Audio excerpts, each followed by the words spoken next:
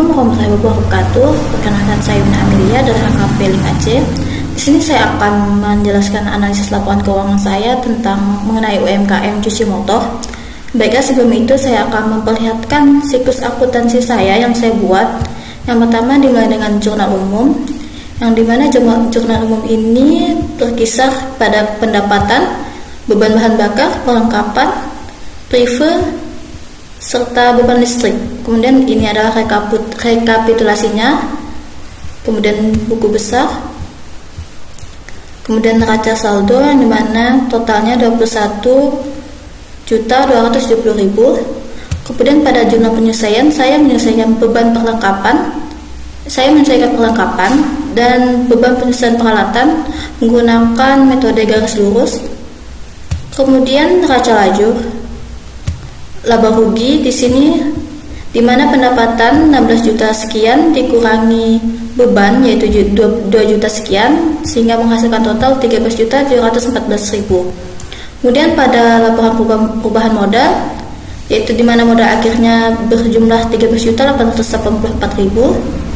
Kemudian pada laporan posisi keuangan yang mana aktiva dan pasifanya yaitu totalnya 13.884.000. Kemudian pada arus kas yang dimana total arus kas aktivitas operasi yaitu sejumlah 400.150 ditambah dengan kas yang diterima untuk penanaman modal awal yaitu sejumlah 2.500.000, kemudian dikurangi dengan kas yang dikeluarkan untuk pengambilan pribadi yaitu 4.950.000 sehingga berjumlah 11.740.000.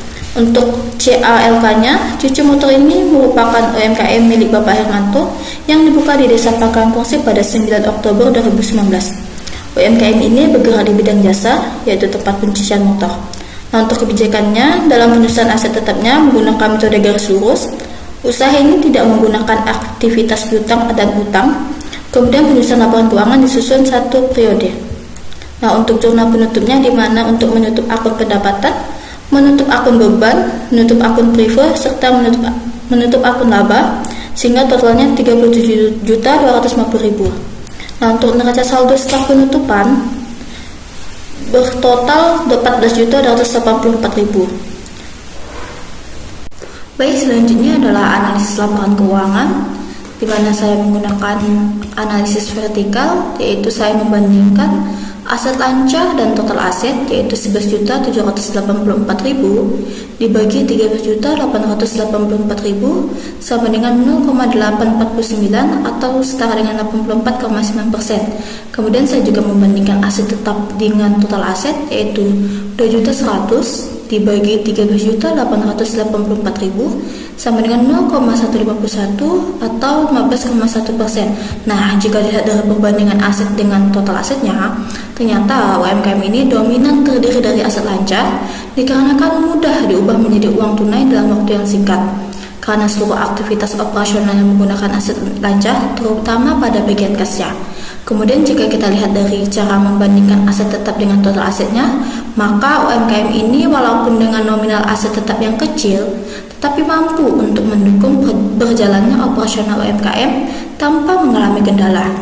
Selanjutnya adalah analisis activity.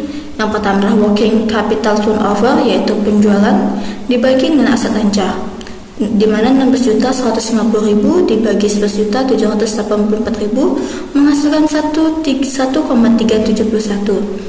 Dalam perhitungan rasio ini dapat disimpulkan bahwa UMKM tersebut mampu menghasilkan sebesar 1,371 kali pendapatan dari setiap unit aset lancarnya yang dimilikinya. Kemudian fixed asset turnover yaitu penjualan dibagi total aset tetap, di mana 16.150.000 dibagi 2.100.000. Nah, menghasilkan 7,690. Nah, dari perhitungan rasio ini dapat kita simpulkan bahwa UMKM ini efisien dalam memanfaatkan aset tetapnya untuk menghasilkan pendapatan.